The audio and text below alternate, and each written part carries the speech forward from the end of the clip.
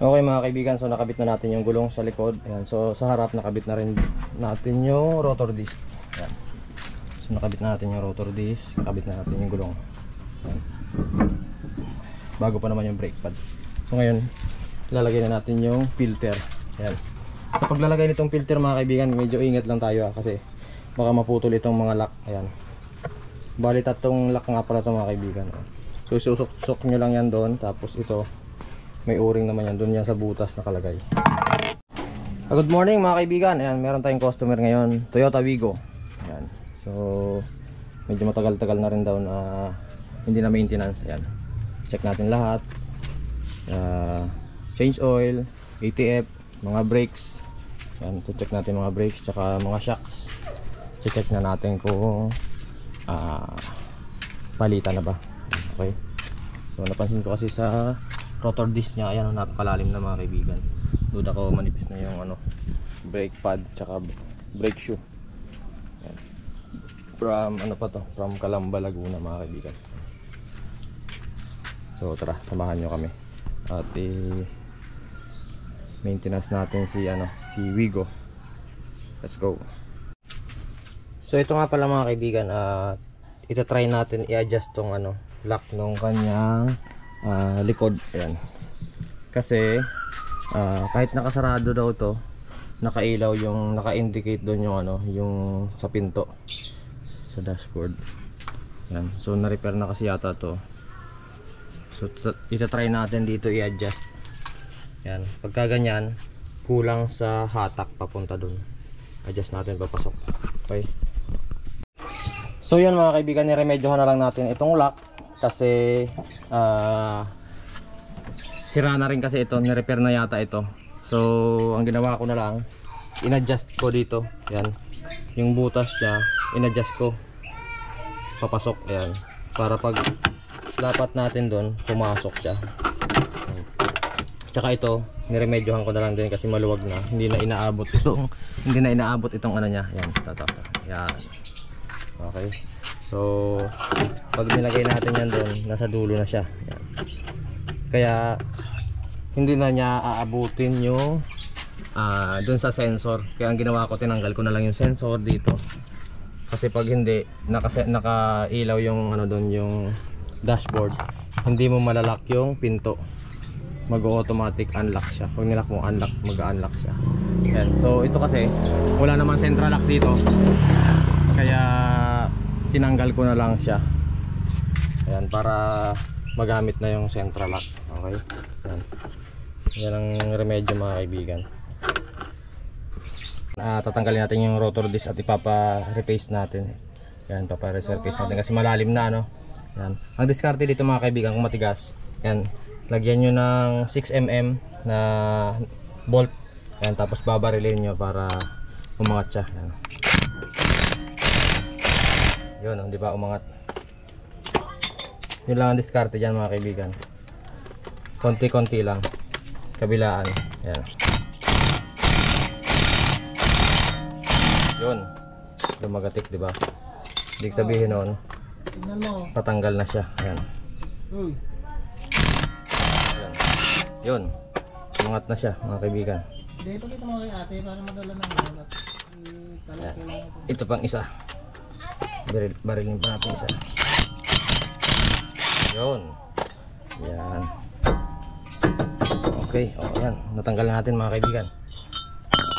Ganun lang po pagtanggal ng rotor disc ng Wigo. Yan, dadalhin natin ito sa machine shop at papa-repaste natin. Yan, lalim na. Pati yung drum brake. So tatanggalin na natin tong bolt.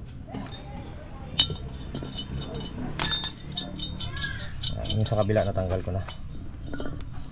Okay.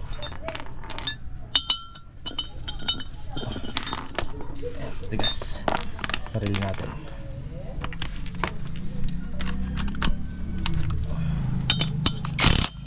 Ayun. So ganun lang po kadali magtanggal ng rotor disc mga kaibigan Toyota Wigo. Sa kabila natanggal ko na.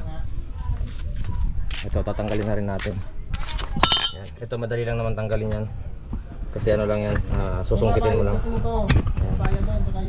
Susungkitin lang natin. Okay. Oil. Ano, oil na rin eh. Makikita nyo naman pagka sinungkit natin yan. Tingnan naman.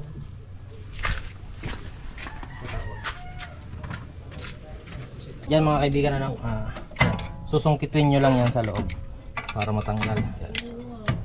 Iyon, so natanggal na natin. Ayan, kung mapapansin natin, malalim na rin. Ayan, oh. Okay.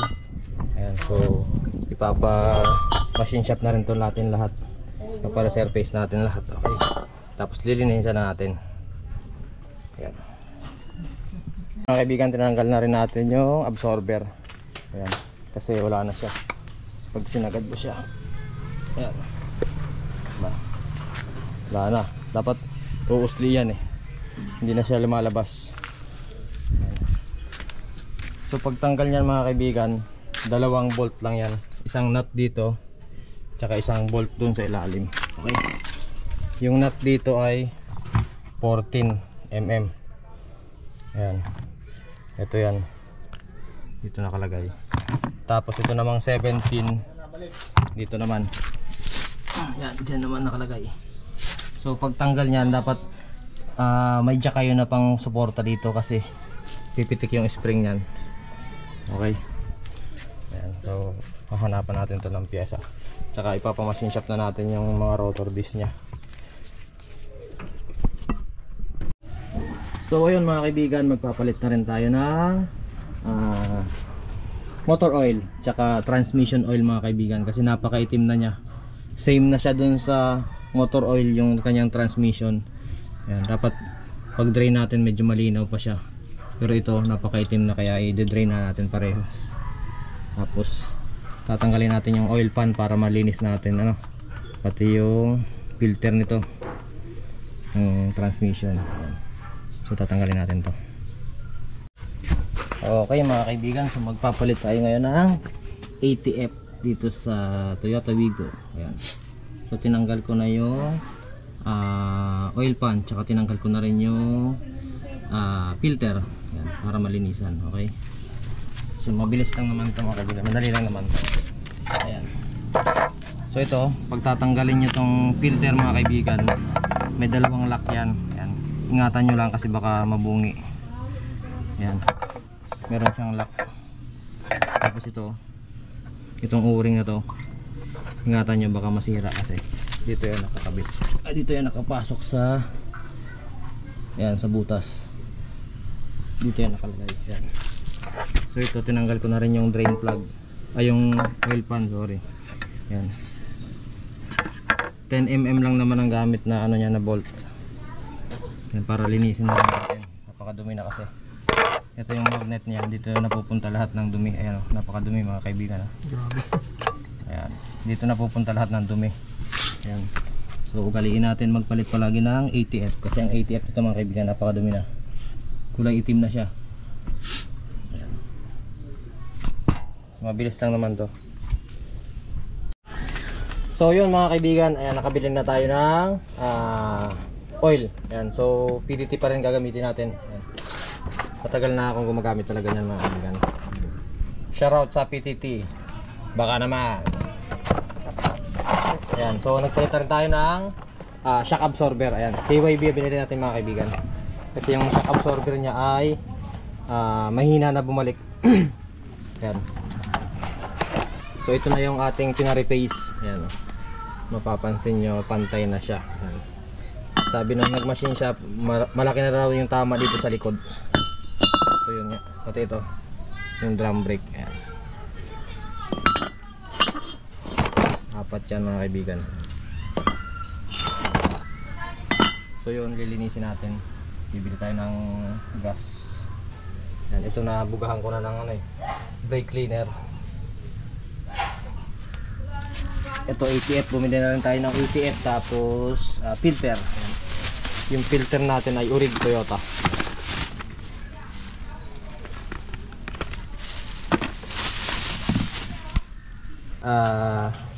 Nakabit na natin yung shock. Ayan, okay.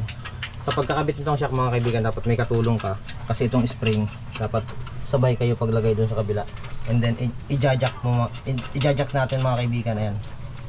para may angat itong spring kasi pipitik yan. So pwede natin i-release yung jack. Ayan. Okay. So kinakabit na natin yung gulong. Dito ikakabit na rin natin. Okay mga kaibigan, so nakabit na natin yung gulong sa likod. Ayan. So sa harap nakabit na rin natin yung rotor disc. Ayan. So nakabit na natin yung rotor disc, nakabit na natin yung gulong. Ayan. Bago pa naman yung brake pad. So ngayon, lalagay na natin yung filter. Ayan. Sa paglalagay nitong filter mga kaibigan, medyo ingat lang tayo kasi baka maputol itong mga lock. Ayan.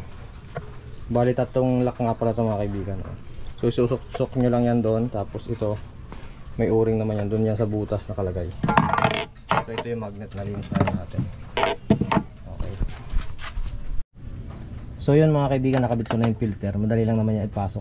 Ayan, ingatan nyo lang tong mga sensor na hindi nyo sabitan. Okay. So yan, lilinisin nyo lang yan. Tapos ibalik nyo tong cover, yung oil pan, yung filter. Okay. So yan, punasan natin. Kaibigan, ay nakabit na natin yung oil pan. Ayan. So ilalagay na lang natin yung ATF.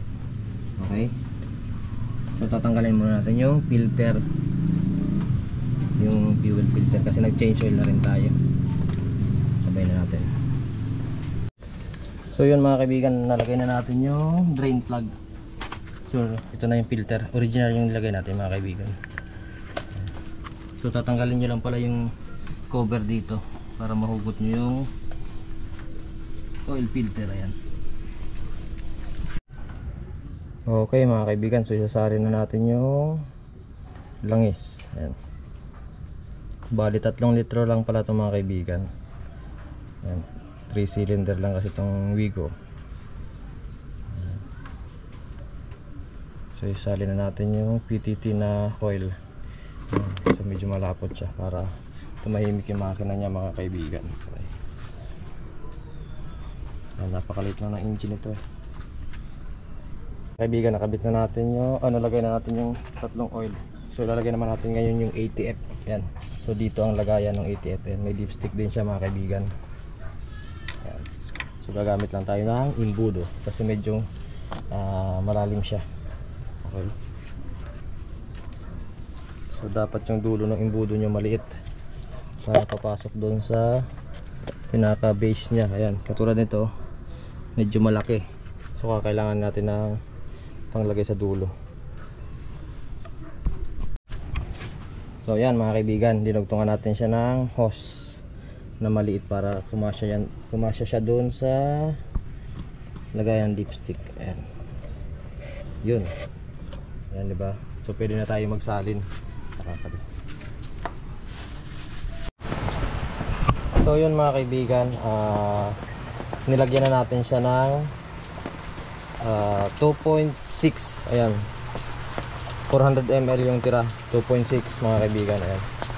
Sa paglagay ng ATF mga kaibigan, lagay muna kayong dalawa, tapos sukatin nyo, tapos lagay ulit kayo ng kalahati. Okay, tapos sukatin nyo ulit para malaman nyo kung sakto na ba. Ayan. So yun mga kaibigan, natapos na natin itong Toyota Wigo. Ayan. So ipapatest drive na lang natin. Na-change na natin, napalitan na natin yung ATF. Ayan, napa-machine shop na rin natin yung rotor disc tsaka yung drum brake. Ayan, pina-replace natin mga kaibigan kasi sobrang lalim na. Ayan, naremedyohan na rin natin yung lock dito sa likod. Ayan. So napalitan na rin natin yung shocks, dalawang shocks. Okay. Ayan, so testing na lang niya. Okay mga kaibigan, ayan, so ipapa-test drive natin kay paring Rap. Ayan, kung okay na ba, kung kilo ka, kung okay na yung Wigo. Ayan, testing natin. Medyo maulan dito sa amin pero gawa pa rin tayo kahit maulan. Ito testingin niya.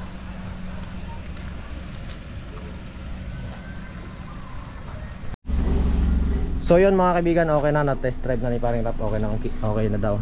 Ito, naremedyohan ko na rin.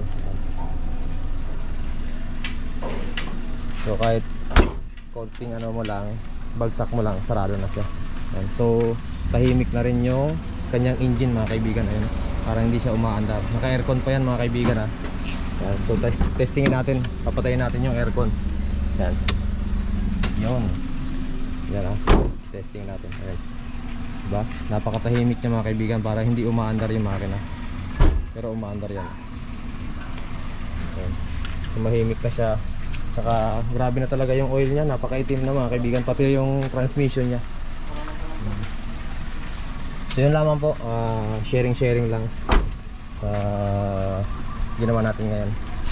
Toyota Wigo. Ayan. This Doc Bob ng Bob Works Garage. Say good afternoon and God bless. Bye bye. Thank you. Peace.